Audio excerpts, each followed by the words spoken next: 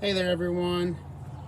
So this is the Project Cadillac truck, and if you recall, I went through and did the brake lines and all new rotors and pads and whatnot. I built the transmission and got that all back up and going, and did a whole bunch of just refurb work. This truck had been sitting like 4 years, and I should probably just learn by now that every time I do a complete brake job, a hub goes out. So here I am today hoping that it didn't wreck the pads or rotors that bad. So I'm going to pop this wheel off and see if I can inspect for damage. I've got a new Timken bearing, and I'm going to pop this old one out and see what I can do to replace it, get back on the road today. Need a different socket.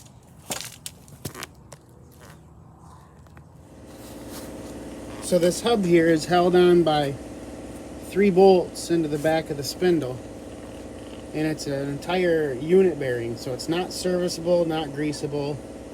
You basically just have to wait until it wears out. It's kind of one of my pet peeves of modern vehicles is non-greasable bearings. There's a bunch of grease all over there. That's good and tight. There's a bunch of grease up here on the A-arm and the lower control arm, and those are all good and tight. But this can't be greased, and it just wears out whenever it wants to. It controls your ABS, which on this truck I cut. It controls your steering, and then you can also see how the rotor is moving with the wheel bearing, but the brake is bolted to the spindle. So eventually it gets to a point where your whole wheel assembly is held on by your brake pads, and so then it wrecks your rotor, wrecks your pads because of all the excess heat and different torsional pulls. So it's not even wearing the pads evenly. So driving this down the road, I feel the noise, I hear the noise, but I don't feel a strange pull with the brakes. And when I get out, there's not an excessive amount of heat here. So I think everything's saved. I don't see any hot spots on the rotors. The pads look like they've worn even. So I'm going to get this pulled apart. I've got to take the CV shaft loose. And there's enough play in this shaft that I'll be able to knock it loose and then work the hub off. And take the brakes off, hang them up so they're secure and out of the way. You never want to hang anything by a brake hose. Those are meant to hold pressure, not weight. They don't have any tensile strength. Okay, so those 3 bolts are out, and this axle is loose. I just can't believe how bad that bearing is. So now it's time for the adjustment tool. See if I can pop this out.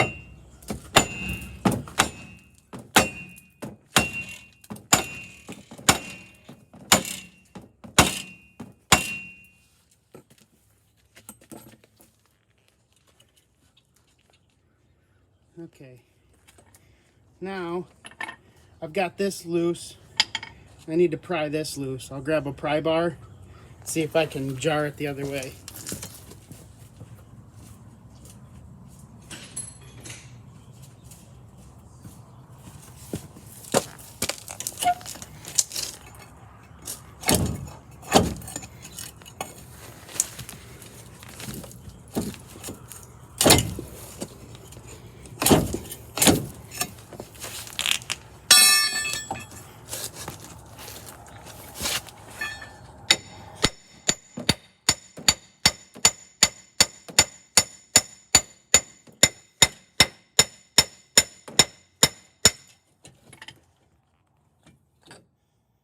There.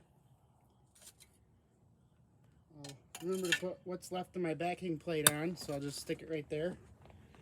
Grab the new hub and reassemble.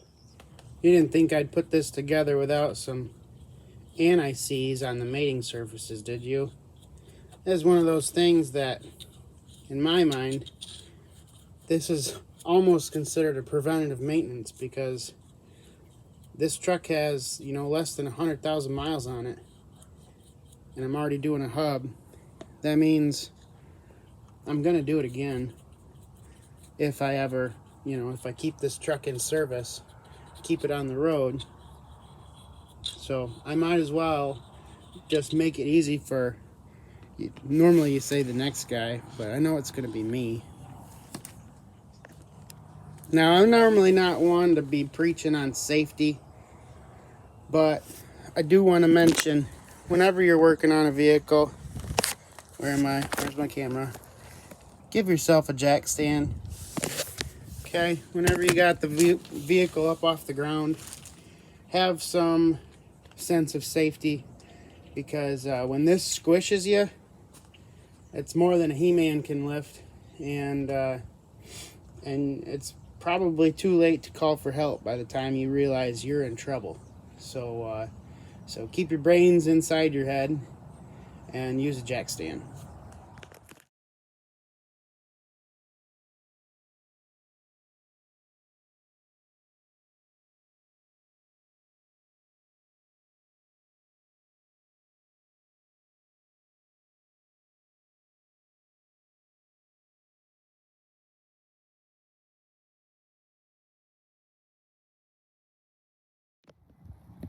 Wait a second, did you just put anti-seize on your lug studs?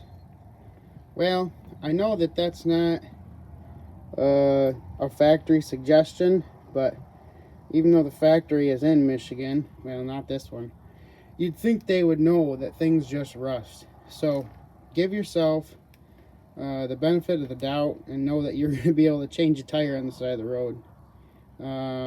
Check your torque studs once in a while, but you know, at least this way I can get it apart.